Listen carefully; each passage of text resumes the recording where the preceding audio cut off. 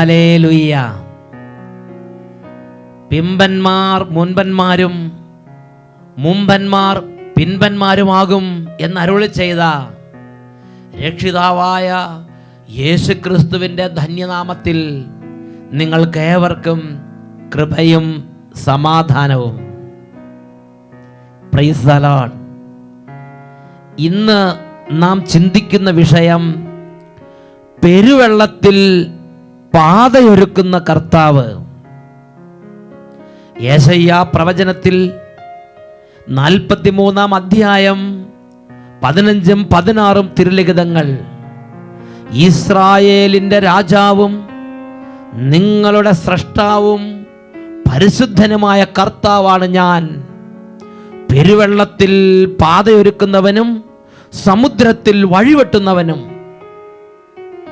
പ്രിയപ്പെട്ട ദൈവമക്കളെ, ലോകത്തിൻ്റെ നാനാഭാഗങ്ങളിൽ ഇന്ന് ദൈവവചനത്തിന് മുമ്പിൽ നാം ഒരുമിച്ച് കൂട്ടപ്പെട്ടിരിക്കുന്ന ഈ സമയത്ത് നമ്മുടെ പലരുടെയും ജീവിതം കണ്ണുനീരിൽ കുതിർന്ന ഒരു സാഹചര്യത്തിൽ കടന്നു പോവുകയായിരിക്കാം. ഇതാ ഒരു വ്യക്തിയുടെ അനുഭവം ആ വ്യക്തി നമ്മുടെ ശ്രദ്ധയിലേക്ക് കൊണ്ടുവരികയാണ്. എൻ്റെ പേര് C.E. ജോർജ്. ഞാനും എൻ്റെ കുടുംബാംഗങ്ങളും യാക്കോബായ സുറിയാനി സഭാംഗങ്ങളാണ്. ചെന്നൈയിൽ ആവടി എന്ന സ്ഥലത്തെ സ്ഥിര താമസക്കാരാണ് ഞങ്ങൾ. കുടുംബമായി ഞങ്ങൾ അഭിഷേകാഗ്നി പ്രോഗ്രാമിൻ്റെ നിരന്തര പ്രേക്ഷകരാണ്.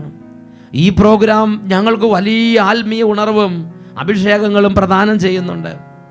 20/6/2010 അഭിഷേകാഗ്നി പ്രോഗ്രാം കണ്ടുകൊണ്ടിരിക്കുമ്പോൾ പരിശുദ്ധാത്മ പ്രേരണയാൽ ഹൃദയത്തിൽ തളം കെട്ടിക്കിടന്നിരുന്ന വലിയൊരു ദുഃഖം ദൈവസന്നിധിയിലേക്ക് ഞാൻ സമർപ്പിച്ചു. ദൈവമേ, എൻ്റെ കുടുംബത്തെ സന്തോഷത്തിലേക്ക് നയിക്കണമേ. ഞാൻ പ്രാർത്ഥിച്ചു. എൻ്റെ കാര്യം, എനിക്ക് 2 മൺമക്കൾക്ക് ശേഷം ദൈവം തന്ന ഞങ്ങളുടെ ഏക മകൻ, അവൻ വിവാഹശേഷം ഭാര്യയുമൊത്ത് മാതാപിതാക്കളായ ഞങ്ങളുടെ കൂടെ സന്തോഷത്തോടെ താമസിച്ച് വരികയായിരുന്നു. 2 ആൺകുഞ്ഞുങ്ങളെയും ദൈവം അവർക്ക് കൊടുത്തു. അങ്ങനെ ഇരിക്കവേ ഞങ്ങളുടെ മരുമകൾ അവളുടെ മാതാപിതാക്കളുടെ അറിവോടെ ഭർത്താവിനെ വിട്ടുപിരിഞ്ഞ് 2 പ്രാവശ്യം കുഞ്ഞുങ്ങളുമായി അവളുടെ മാതാപിതാക്കളുടെ കൂടെ താമസിക്കുകയുണ്ടായി. ഓരോ പ്രാവശ്യവും ഓരോ വർഷത്തിലധികം ഭർത്താവിനെ വിട്ടുപിരിഞ്ഞ് താമസിച്ചു. ഈ കാര്യത്തിൽ ഞങ്ങളെല്ലാവരും മനം നൊന്ത് വേദനിക്കുകയായിരുന്നു. മകനും മകൻ്റെ ജീവിത പങ്കാളിയും അവരുടെ കുടുംബജീവിതം സന്തോഷപൂർണ്ണമാകണമേ എന്ന് ബന്ധുക്കളും മിത്രങ്ങളും എല്ലാവരും കരഞ്ഞു പ്രാർത്ഥിച്ചു. 2010 ജൂൺ തൊട്ട് എല്ലാ ആഴ്ചയിലും അഭിഷേകാഗ്നി പ്രോഗ്രാം സമയത്ത് ഈ ഹൃദയവേദന ദൈവസന്നിധിയിലേക്ക് ഞങ്ങൾ സമർപ്പിച്ച് യേശുവിനെ നാമം വിളിച്ചപേക്ഷിച്ചുകൊണ്ടിരുന്നു. അത്ഭുതമെന്ന് പറയട്ടെ, അപ്രതീക്ഷിതമായി മകൾ കുഞ്ഞുങ്ങളുമായി മടങ്ങി വന്ന് ഇന്നിതാ സന്തോഷത്തോടു കൂടെ അവർ കുടുംബജീവിതം നയിക്കുകയാണ്. എല്ലാം കാണുകയും കേൾക്കുകയും ഹൃദയത്തിലെ നിരൂപണങ്ങൾ ശോധന ചെയ്യുകയും സത്യാവസ്ഥ അറിയുകയും ചെയ്യുന്ന സർവശക്തനായ ദൈവം അവിടുന്ന് ഞങ്ങളുടെ പ്രത്യാശയാണ്. അവിടുന്ന് ഈ അത്ഭുതം ഞങ്ങൾക്ക് വേണ്ടി ചെയ്തു തന്നു. 24/8/2010 ദൈവം ഞങ്ങളുടെ കുടുംബത്തിൽ ഇടപെട്ട ദിവസമാണ്. ഹല്ലേലൂയ. ആ ഒരു വലിയ സന്തോഷം അവരിതാ എഴുതി അറിയിച്ചിരിക്കുകയാണ്. ചെന്നൈയിൽ നിന്ന് C.E. ജോർജ് ചേട്ടൻ എഴുതി അറിയിക്കുകയാണ്. 2010 ജൂൺ മാസത്തിലെ അഭിഷേകാഗ്നി പ്രോഗ്രാമിൽ ഇത് കരഞ്ഞ് പ്രാർത്ഥിച്ച അന്ന് തൊട്ട് ഓഗസ്റ്റ് മാസം 24-ാം തീയതി വരെയുള്ള എല്ലാ പ്രോഗ്രാമിലും അവർ ഈ ഒരു കാര്യം കരഞ്ഞ് അഭിഷേകാഗ്നി സമയത്ത് സമർപ്പിച്ച് 2 മാസത്തെ പ്രാർത്ഥന ദൈവസന്നിധി അത്ഭുതങ്ങൾക്ക് കാരണമായി. ആ കുടുംബത്തിൽ വലിയ സമാധാനവും ശാന്തിയും ദൈവം കൊടുത്തു. പ്രിയപ്പെട്ട ദൈവമക്കളെ, വിശുദ്ധ ലിഖിതം പഠിപ്പിക്കുന്നത് എങ്ങനെയാണ്? ഹബക്കൂക്ക് പ്രവാചകന്റെ പുസ്തകം 3-ാം അധ്യായം 18ഉം 19ഉം തിരുലിഖിതങ്ങൾ, എൻ്റെ രക്ഷകനായ ദൈവത്തിൽ ഞാൻ ആനന്ദിക്കും. കർത്താവായ ദൈവമാണ് എൻ്റെ ബലം. കലമാൻ്റെ പാദങ്ങൾക്കെന്നതുപോലെ അവിടുന്ന് എൻ്റെ പാദങ്ങൾക്ക് വേഗത നൽകി. എൻ്റെ ദൈവമായ കർത്താവ് എന്നെ ഉന്നതങ്ങളിലൂടെ നടത്തുന്നു. ഈ നിമിഷങ്ങളിൽ 2 കരങ്ങൾ ദൈവസന്നിധിയിലേക്ക് ഉയർത്താം. മകനെ, മകളെ, ഈ നിമിഷം ഹൃദയത്തിൻ്റെ വേദനകളും ജീവിതത്തിൻ്റെ കണ്ണുനീരും ദൈവസന്നിധിയിലേക്ക് ഉയർത്തി നീ ഒന്ന് നിലവിളിക്കുമെങ്കിൽ നീ ഒന്ന് ദൈവത്തിന്റെ ഹൃദയം തുറക്കുമെങ്കിൽ ഇത് അത്ഭുതങ്ങളുടെ നിമിഷമാണ്. എല്ലാവരും സ്തുതിക്കുന്നു. Hallelujah, hallelujah, hallelujah. ഓ ദൈവമേ, എല്ലാ ദുഃഖഭാരങ്ങളിലേക്ക് ഇടപെടണമേ, കണ്ണുനീരിലേക്ക് ഇടപെടണമേ. ഓ പ്രാർത്ഥന ശ്രവിക്കുന്നവനെ, മർത്യരെല്ലാം പാപഭാരവുമായി അങ്ങയുടെ സന്നിധിയിലേക്ക് വരുന്നു. ഞങ്ങൾ അകൃത്യങ്ങൾക്ക് അടിമപ്പെടുമ്പോൾ അങ്ങ് ഞങ്ങളെ മോചിപ്പിക്കുന്നു. പ്രാർത്ഥന കേൾക്കുന്ന ദൈവം എനിക്കായി ജീവിപ്പതിനാ, പ്രാർത്ഥന കേൾക്കുന്ന ദൈവം എന്റെ ദൈവം എനിക്കായി ജീവിപ്പതിനാ, തുറന്നിടും അവൻ പുതുവാതിലുകൾ എന്റെ ദൈവം അടച്ചിടുവാ, തുറന്നിടും അവൻ പുതുവാതിലുകൾ ആർക്കുമാവില്ല അടച്ചിടുവാ. നീ എന്നെ അനുഗ്രഹിച്ച് എന്റെ അതിരുകൾ വിസ്താരമാക്കി, നീ എന്നെ അനുഗ്രഹിച്ച് എന്റെ അതിരുകൾ വിസ്താരമാക്കി, എന്നോട് കൂടെയിരുന്ന് അനർത്ഥം എനിക്ക് വ്യസനമായി തീരാതെ വണ്ണം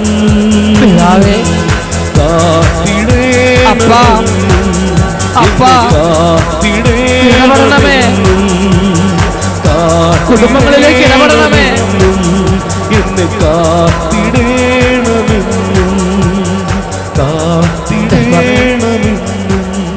എന്നെ കാത്തിടേണമെന്നും. ഒരിക്കൽ കൂടെ കരങ്ങൾ ഉയർത്തി സ്തുതിക്കട്ടെ. Hallelujah, hallelujah, hallelujah. ഓ ദൈവമേ, കണ്ണുനീരിലും വലിയ ദുഃഖഭാരങ്ങളിലും മനോവിഷമങ്ങളിലും വലിയ ഭാരത്തോടെ യേശുവോട് പങ്കുചേരുന്ന ഓരോ കുടുംബങ്ങളിലേക്കും ദൈവികമായ ആശ്വാസം, ഒരു വിടുതൽ, ഒരു അഭിഷേകം ഇപ്പോൾ അവിടുന്ന് ദാനമായി നൽകണമേ. സർവശക്തനായ ദൈവമേ, അങ്ങയുടെ ഉന്നതമായ ശക്തി, ആത്മാവിന്റെ അത്യത്ഭുത ശക്തി, വിടുതൽ ശക്തി എല്ലാ ദുഃഖപ്പെടുകളിലേക്കും വ്യാപരിക്കട്ടെ. അന്ധകാരത്തിന്റെ കോടകൾ യേശുവിന്റെ നാമത്തിൽ തകരട്ടെ. എല്ലാ ദുഃഖത്തിന്റെയും പീഡനത്തിന്റെയും കണ്ണുനീരിന്റെയും വിലാപത്തിന്റെയും തകർച്ചയുടെയും പരാജയത്തിന്റെയും കടബാധ്യതയുടെയും ആധിപത്യങ്ങളും എല്ലാ തരത്തിലുള്ള ദുഷ്പ്രഭുത്വങ്ങളും യേശുനാമത്തിൽ വിട്ടുമാറി പോകട്ടെ. Hallelujah, hallelujah, hallelujah, hallelujah. യേശുവേ, യേശുവേ, യേശുവേ, യേശുവേ, യേശുവേ, യേശുവേ. Hallelujah, hallelujah. യേശുവേ, യേശുവേ. Hallelujah, hallelujah. യേശുവേ ആരാധന, യേശുവേ സ്തോത്രം, യേശുവേ നന്ദി.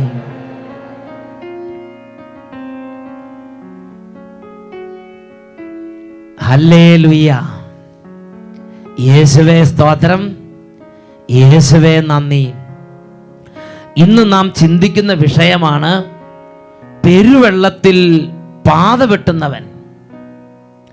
സക്കറിയ പ്രവാചകന്റെ പുസ്തകത്തിൽ 2-ാമത്തെ അധ്യായത്തിൽ 8-ാമത്തെ തിരുലിഖിതം, നിങ്ങളെ കവർച്ച ചെയ്ത ജനതകളുടെ അടുത്തേക്ക് അവിടുത്തെ മഹത്വം എന്നെ അയച്ചു.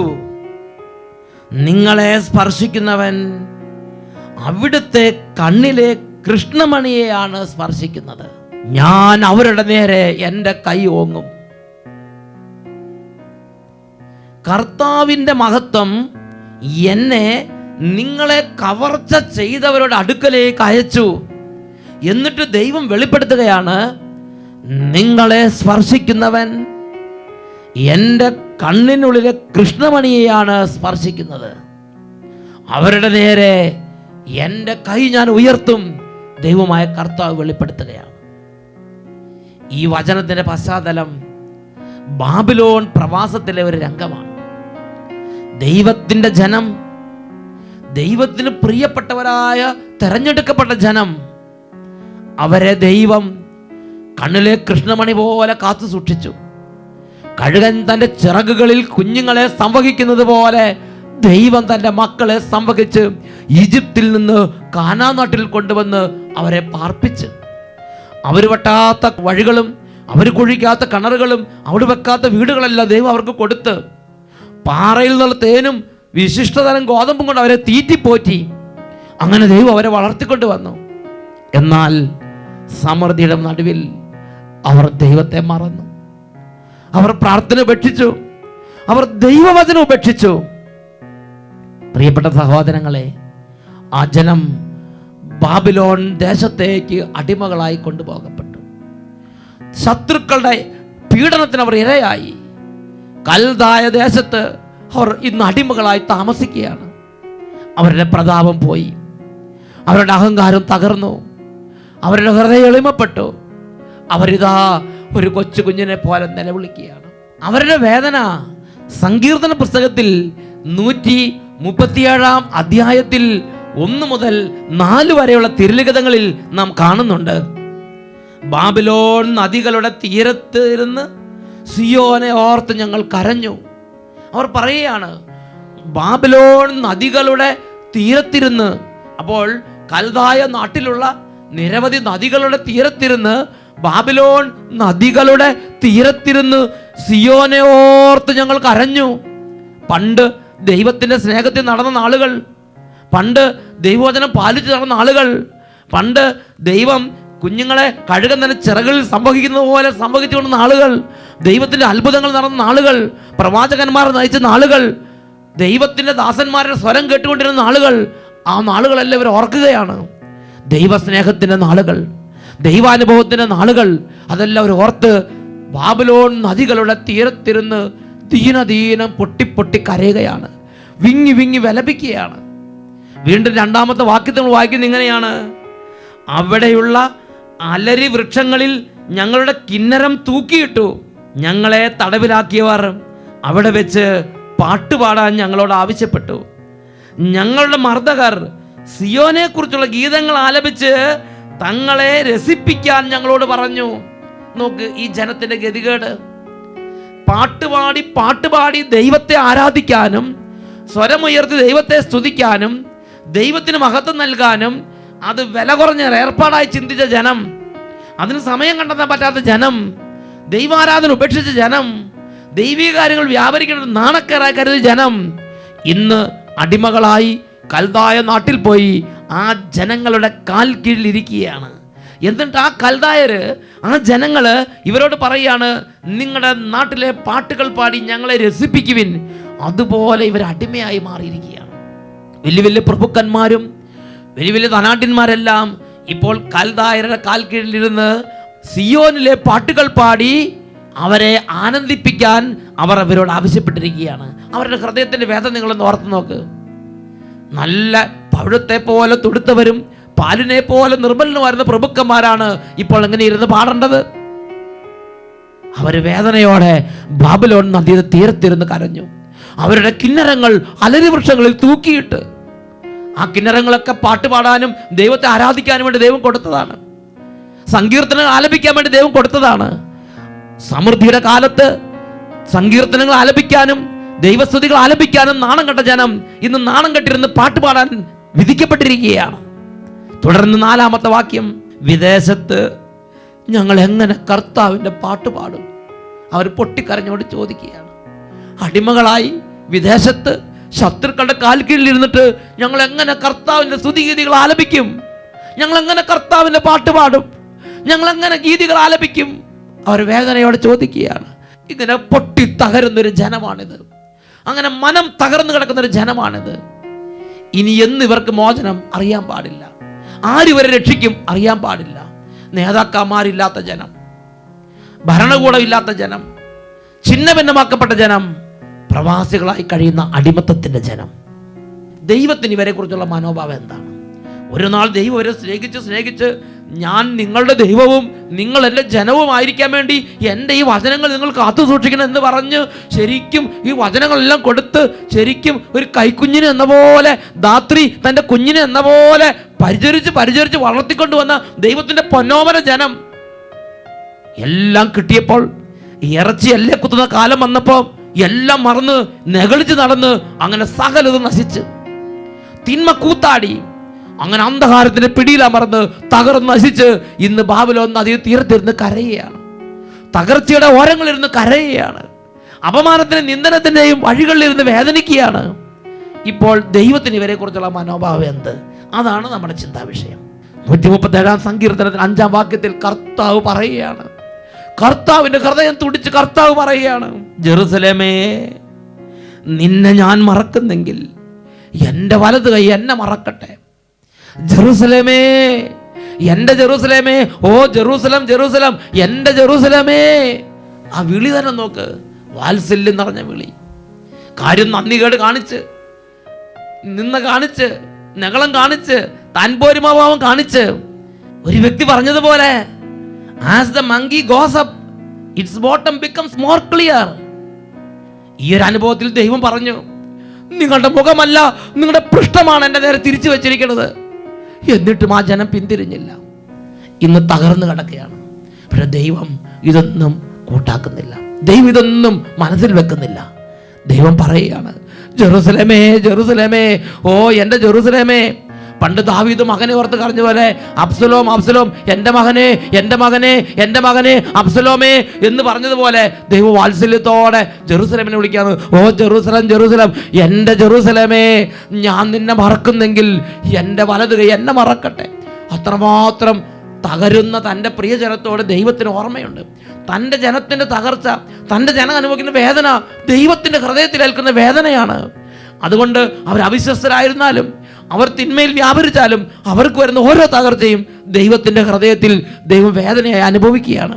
അത്യധികം വാത്സല്യത്തോടെ ദൈവം തൻ്റെ പ്രിയ ജെറുസലേമിനെ ഓർക്കുകയാണ്. അതാണ് സക്കറിയ 2:8 വായിച്ചത്, നിന്നെ സ്പർശിക്കുന്നവൻ എൻ്റെ കണ്ണിലെ കൃഷ്ണമണിയെയാണ് സ്പർശിക്കുന്നത്. അവിവേകം കാണിച്ച്, നിന്ന കാണിച്ച് പോയി. പക്ഷെ ദൈവം ഒരിക്കലും കുറ്റപ്പെടുത്തുന്നില്ല. ദൈവം ഒരിക്കലും അവരെ തള്ളിക്കളയുന്നില്ല.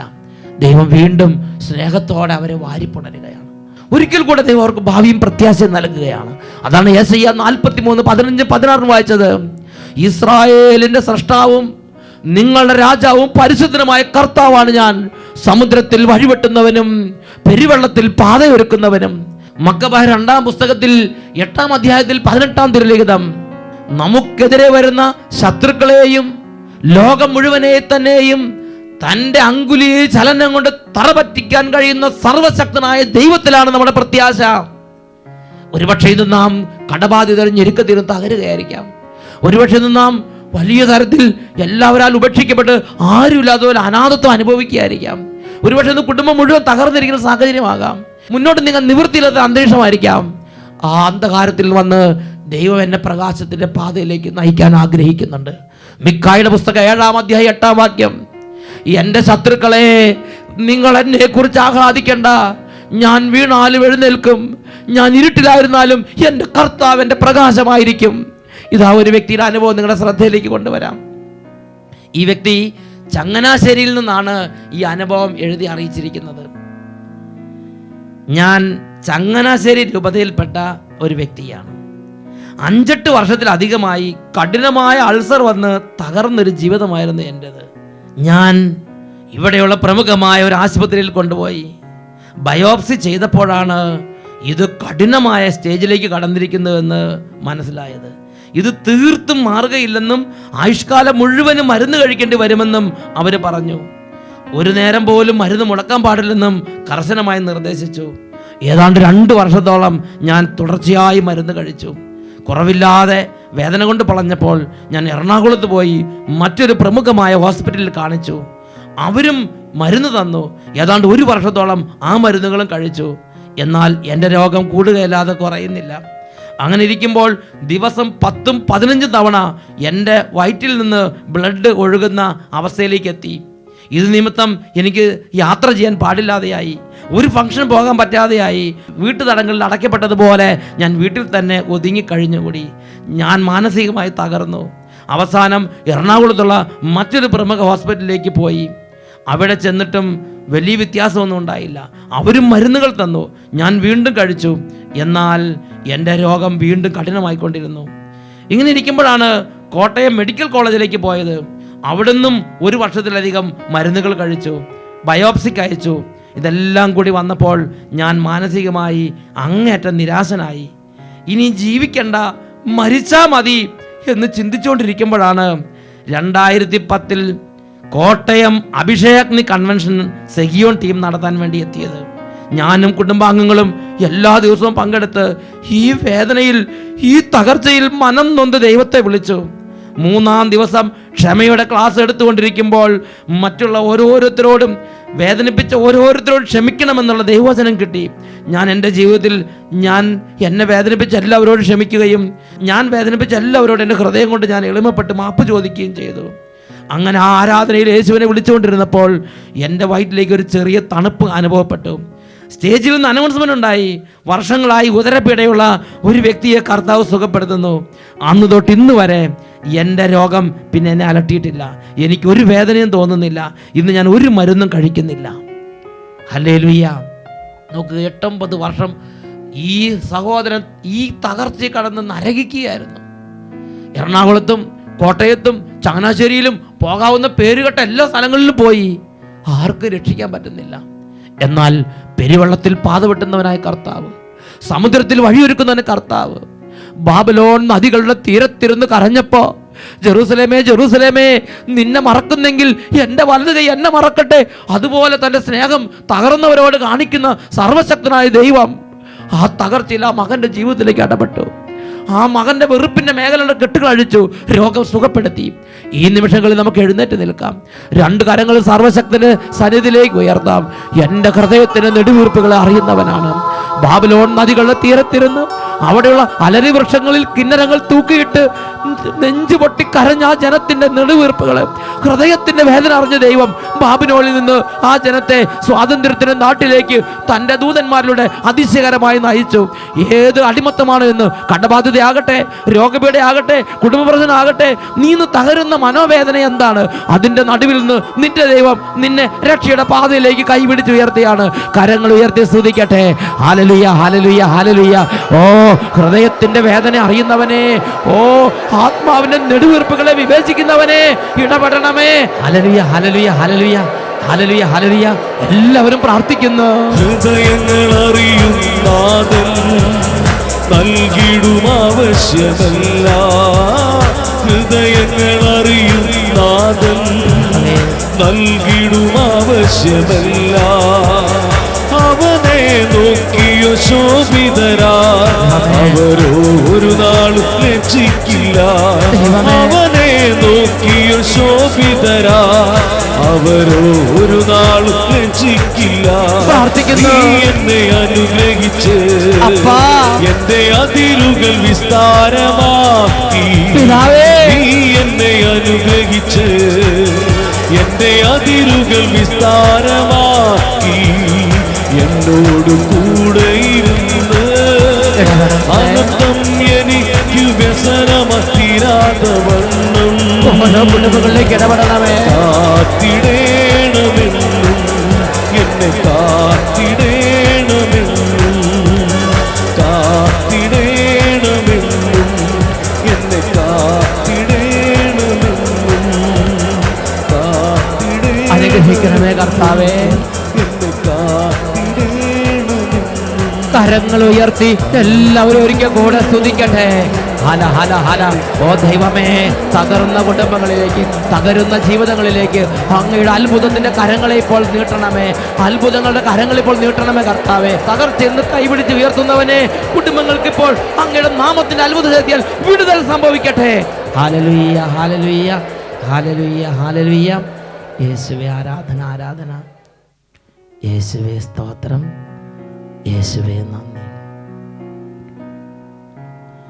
മക്കബായരുടെ 2-ാം പുസ്തകത്തിൽ 8-ാം അധ്യായത്തിൽ 18-ാം തിരുലിഖിതം, നമുക്കെതിരെ വരുന്ന ശത്രുക്കളെയും ലോകം മുഴുവനെ തന്നെയും തൻ്റെ അങ്കുലി ചലനത്താൽ തറപറ്റിക്കാൻ കഴിയുന്ന സർവശക്തനായ ദൈവത്തിലാണ് നമ്മുടെ പ്രത്യാശ. Praise the Lord.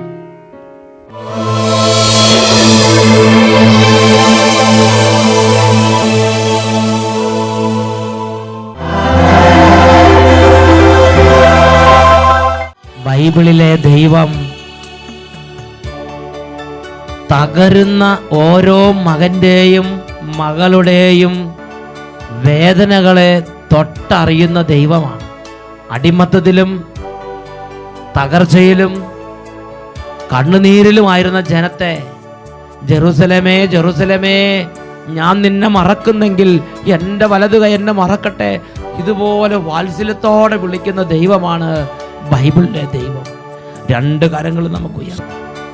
ഈ നിമിഷങ്ങളിൽ കുടുംബങ്ങളിൽ നിന്ന് ഓരോ തിന്മയുടെ ആധിപത്യങ്ങളും തകരാൻ വേണ്ടി ഇതാ ഡെലിവറൻസ് പ്രാർത്ഥന ചെയ്യുകയാണ്. കരങ്ങൾ ഉയർത്തി സ്തുതിക്കട്ടെ. Hallelujah hallelujah hallelujah. ഓ ദൈവമേ, കുടുംബങ്ങളിൽ നിന്ന് കാലങ്ങളായി കുടുംബങ്ങളെ പീഡിപ്പിച്ചുകൊണ്ടിരുന്ന വഴക്കും കലഹങ്ങളും ഛിന്നഭിന്നമായി പോകട്ടെ. കുടുംബങ്ങളുടെ പരാജയം ആഗ്രഹിച്ച് ഓരോ കുടുംബങ്ങളിലും അന്ധകാരത്തിൻ്റെ പീഡകൾ ഉയർത്തിക്കൊണ്ടിരിക്കുന്ന തകർച്ചയുടെയും പരാജയത്തിൻ്റെയും എല്ലാ ഉപദ്രവകരമായ സ്വാധീനങ്ങളും യേശുവിൻ്റെ നാമത്തിൽ വിട്ടുമാറി പോകട്ടെ. കൃഷിനാശങ്ങൾ വിട്ടുമാറി പോകട്ടെ. പകർച്ചവ്യാധികളുടെ ആധിപത്യങ്ങൾ തകരട്ടെ. മാരക രോഗങ്ങളും എല്ലാ തരത്തിലുള്ള സാമ്പത്തിക പരാജയങ്ങളും കുടുംബങ്ങളിൽ നിന്ന് യേശുവിൻ്റെ നാമത്തിൽ വിട്ടുമാറി പോകട്ടെ. പഠിക്കാൻ കഴിവില്ലാത്ത കുട്ടികൾക്ക് പഠിക്കാനുള്ള ബുദ്ധി തെളിയട്ടെ. ഓ ദൈവമേ, എത്ര ചികിത്സിച്ചിട്ടും എന്താണ് ഈ രോഗമെന്ന് പോലും കണ്ടുപിടിക്കാൻ പറ്റാതെ നിഗൂഢ രോഗത്തിൻ്റെ പിടിയിൽ വേദന അനുഭവിക്കുന്ന ഓരോ മകനും മകളും യേശുവിൻ്റെ നാമത്തിൽ സൗഖ്യം പ്രാപിക്കട്ടെ. Hallelujah, hallelujah. യേശുവേ ആരാധന, ആരാധന. യേശുവേ ആരാധന, ആരാധന.